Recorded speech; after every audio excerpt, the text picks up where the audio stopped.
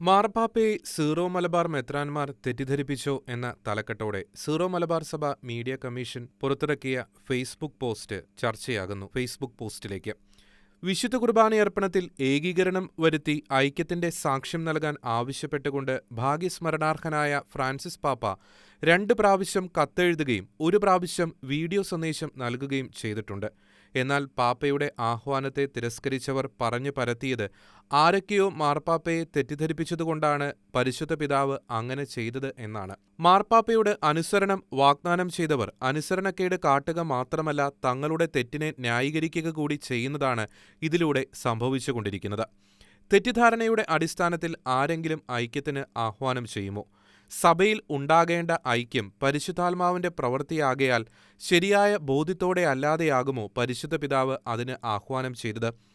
തെറ്റിദ്ധാരണകളിൽ നിന്ന് ഉണ്ടാകുന്നത് അനൈക്യവും വിദ്വേഷവുമാണ്. ഐക്യവും അനുരഞ്ജനവുമാകട്ടെ ശരിയായ ധാരണകളിൽ നിന്നും. മാർപ്പാപ്പ തെറ്റിദ്ധരിപ്പിക്കപ്പെട്ടു എന്ന് പറയുന്നത് തന്നെ സഭാവിരുദ്ധതയും പാപ്പാസ്ഥാനത്തെ അപമാനിക്കലുമാണ്.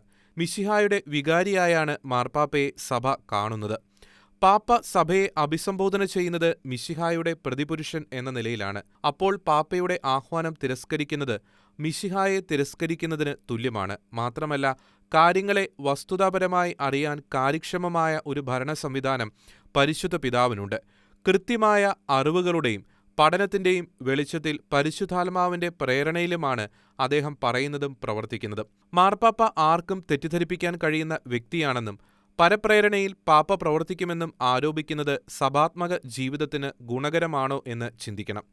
സാർവത്രിക സഭയുടെ തലവനും പത്രോസിന്റെ പിൻഗാമിയുമായ റോമാ മാർപ്പാപ്പയുടെ വാക്കുകൾ പോലും സൗകര്യപൂർവ്വം അവഗണിക്കാമെന്ന രീതിയിൽ സാധാരണ വിശ്വാസികളെയും വൈദികരെയും തെറ്റിദ്ധരിപ്പിക്കുന്നത് എത്ര ഗൗരവമായ തെറ്റാണെന്ന് നാം തിരിച്ചറിയണം.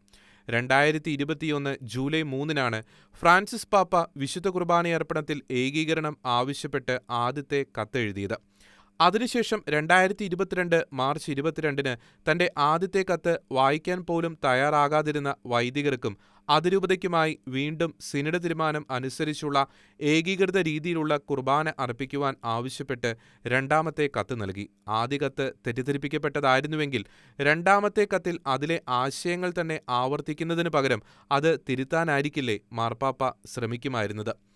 മാർപ്പാപ്പയുടെ രണ്ടാമത്തെ കത്തും തിരസ്കരിക്കപ്പെട്ടപ്പോഴാണ് അദ്ദേഹം ഐക്യത്തിന്റെ ആഹ്വാനവുമായി പൊന്തിഫിക്കൽ ഡെലഗേറ്റിനെ അയച്ചത്.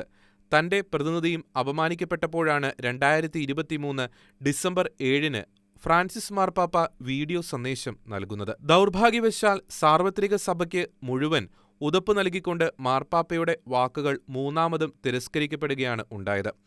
തെറ്റുകൾ സംഭവിച്ചാൽ തിരുത്താൻ യാതൊരു മടിയും കാണിക്കാത്ത ഫ്രാൻസിസ് പാപ്പ ഐക്യത്തിനു വേണ്ടി താൻ നടത്തിയ ആഹ്വാനം ഓരോ തവണയും തിരസ്കരിക്കപ്പെട്ടപ്പോഴും അത് തിരുത്തിയില്ലെന്ന് മാത്രമല്ല, പ്രത്യാശാപൂർവം അത് ആവർത്തിക്കുകയാണ് ചെയ്തത്. എന്നിട്ടും ഇപ്പോഴും ഫ്രാൻസിസ് പാപ്പ തെറ്റിദ്ധരിപ്പിക്കപ്പെട്ടു എന്ന നുണ സമൂഹ മാധ്യമങ്ങളിലൂടെയും അച്ചടി മാധ്യമങ്ങളിലൂടെയും ആവർത്തിക്കുകയും മെത്രാൻ സിനഡിനെ കുറ്റപ്പെടുത്തുകയും ചെയ്യുന്നത് സതുദ്ദേശത്തോടെ അല്ല എന്നുള്ളത് സ്പഷ്ടമാണല്ലോ.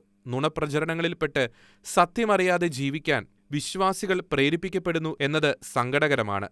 അസത്യം നമുക്ക് ചുറ്റും ഘോഷയാത്ര നടത്തുമ്പോൾ സത്യങ്ങൾ പറയാതിരുന്നാൽ അത് പാപമാകുമെന്ന് വിശ്വസിക്കുന്നു. അസത്യത്തിന്റെ മോഹവലയത്തിലായിരിക്കുന്നവർ സത്യമറിയാനും സ്വതന്ത്രരാകാനും ഇടവന്നിരുന്നുവെങ്കിൽ, ദൈവത്താൽ നിയുക്തരായ സഭാധികാരികളെ ധിക്കരിക്കുന്നതും അനുസരണക്കേടിലും ഭിന്നതയിലും കഴിയുന്നതും ദൈവാത്മാവിനോടുള്ള മറുതലിപ്പാണെന്ന് യഥാർത്ഥ വിശ്വാസികൾ തിരിച്ചറിയണമെന്ന ഓർമ്മപ്പെടുത്തലോടെയാണ് സീറോ മലബാർ സഭ മീഡിയ കമ്മീഷന്റെ ഫേസ്ബുക്ക് പോസ്റ്റ് അവസാനിക്കുന്നത്.